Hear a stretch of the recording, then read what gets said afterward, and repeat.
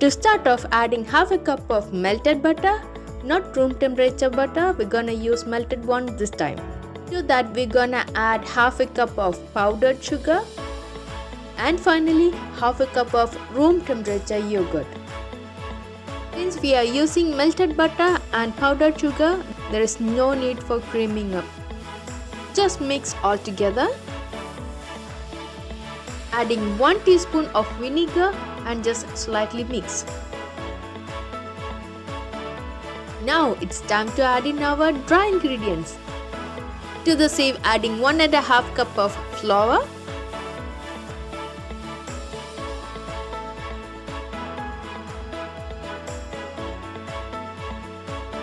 then in goes 1.5 teaspoon of baking powder, half a teaspoon of baking soda and finally 1/4 teaspoon of salt. Now let us sieve it everything into the bowl. Now it's time to mix up everything. As you go, you're gonna get a crumbly sandy texture, but that's fine.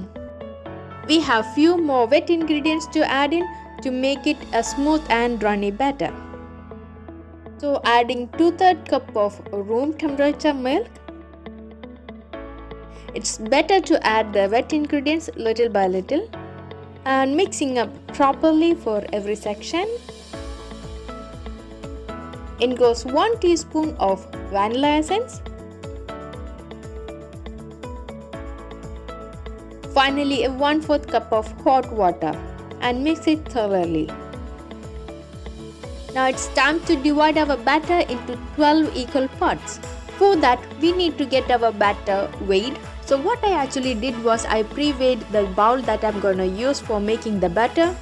Then I weighed the same bowl with the cake batter inside, and the difference between them will give you the actual batter weight. And once you get the whole batter weight, it's easy for us to divide into 12 equal parts. Placing a small plastic bowl on the kitchen scale, make sure your weight is 0 at this time and just pour the batter in according to the weight.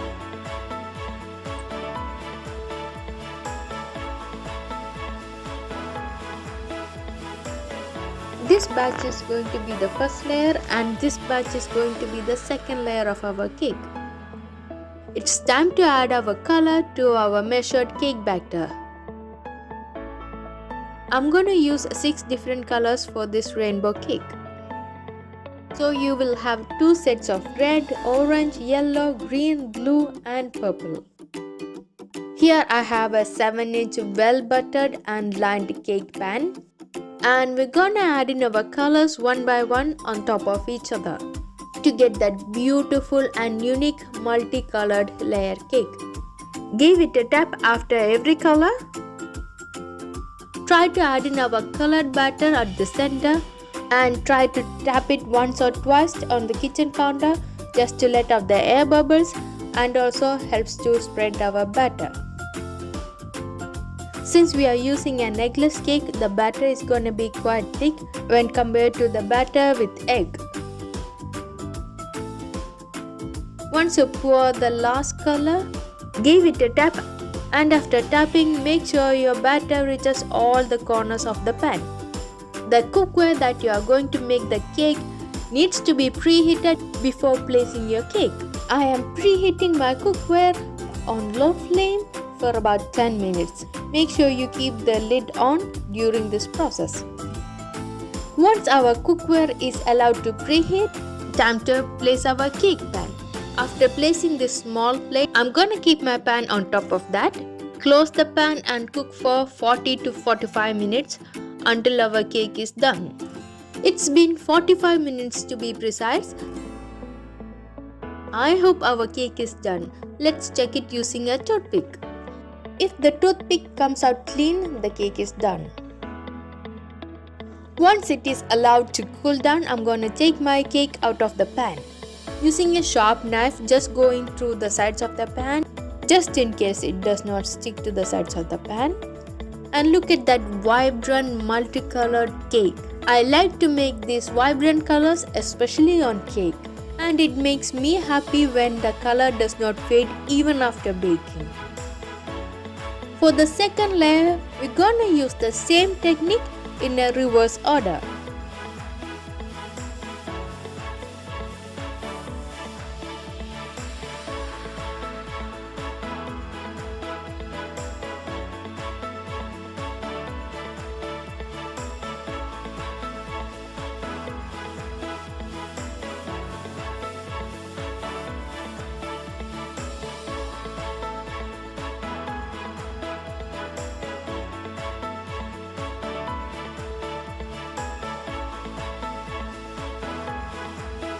What a Christmas without a Christmas tree, isn't it? So we're gonna create a Christmas tree out of melted chocolate. So here I have 1 cup of chocolate chips that I'm going to melt using double boiling method. Once the water in the saucepan starts to boil, place the chocolate in a heat-proof bowl. Glass bowls are the best. Keeping the flame on medium, allow the boiling water to slowly melt down your chocolate. Once the chocolate starts to melt, we're gonna add in half a teaspoon of oil. This helps the chocolate to become set and harder much more faster. Once the majority of your chocolate is melted, it's time to remove out of the pan. And stir continuously for 1 to 2 minutes. The heat from the pan will help to melt down the rest of our chocolate. Once it becomes smooth and runny, transfer it to our piping bag and it's ready to use. Place a toothpick on a parchment paper and slightly draw the circumference of the tree. Finally, after making a large hole in the piping bag, I'm gonna squeeze out my rest of the chocolate and fill up the tree.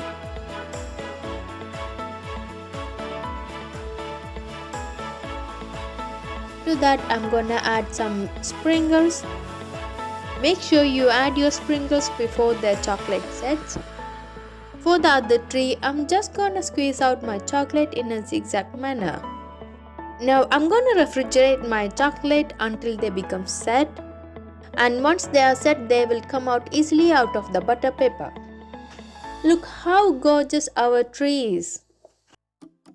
To make the whipping cream, first step is to chill your bowl and the whisker for a minimum of 2 hours. Adding 1.5 cup of heavy whipping cream and whisk on medium until they become thick and double in size. My heavy cream does not have sugar in it, so I'm gonna add 1/4 cup of powdered sugar and mix until they become fully incorporated. Now comes the best part, decorating the cake.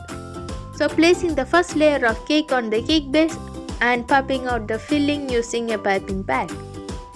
Once I have leveled out the filling, I'm gonna place my second layer of the cake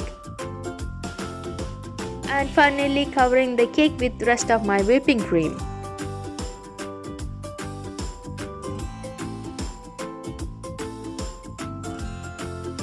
For this cake, I have not given any crumb coat because for the ultimate frosting, I want to create a snowy effect with whipping cream. That is the simplest yet unique kind of decoration.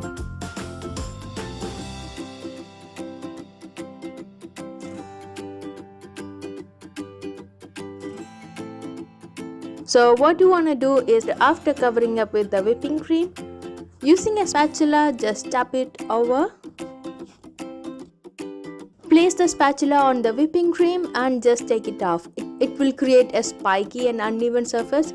It is so easy that even kids or beginners can do it. To clean the sides, I am using a damp tissue paper and gently wipe out the excess. This is my first ever attempt to create a 3D cake topper using just whipping cream. I'm trying to create a snowman. So first, pipe a large amount of whipping cream by holding the piping bag upright.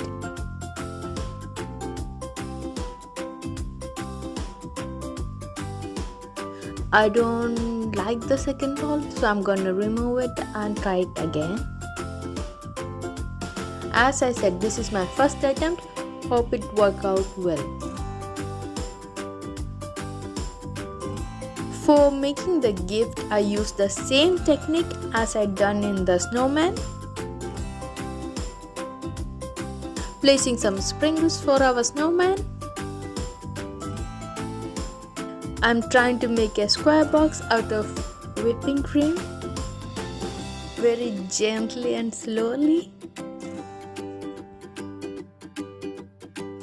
Using a small spatula, I'm leveling out my whipping cream. You gotta be slow and gentle with it.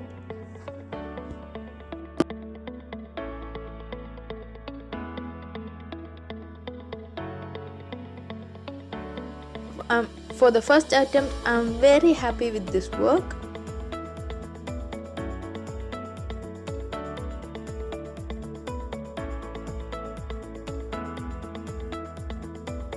That worked out well, so I'm trying to make some more gift box. It was fun to make, even though it took a long time. Your patience may be tested this time, but I love it.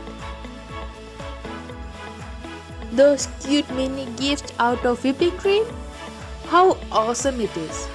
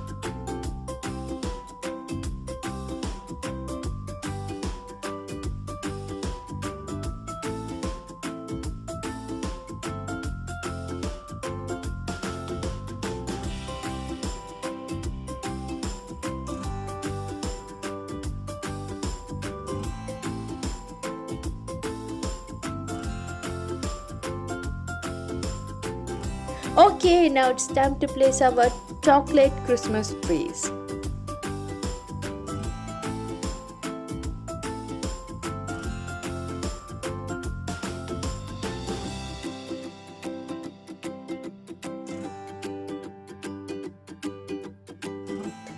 I'm popping out snowman's eyes and mouth using melted chocolate.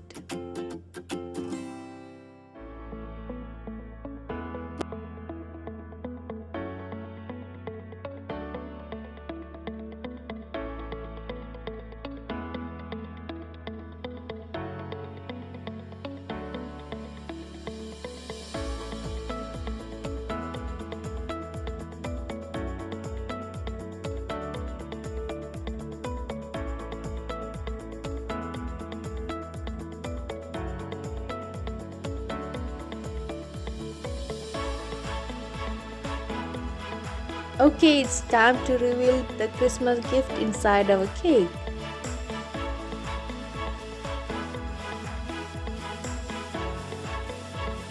My son trying to grab some presents from the cake.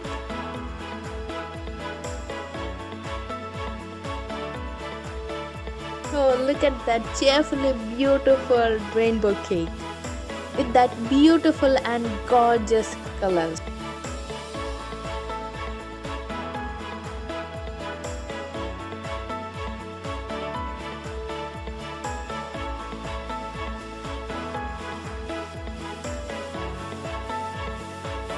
Finally, he decided to take the trays. He was so happy to see the cake and enjoyed it. Hope you like this recipe. Please try it out and the new decoration technique. I wish this new year brings you cheerful hope and happiness. He's not sleeping at all.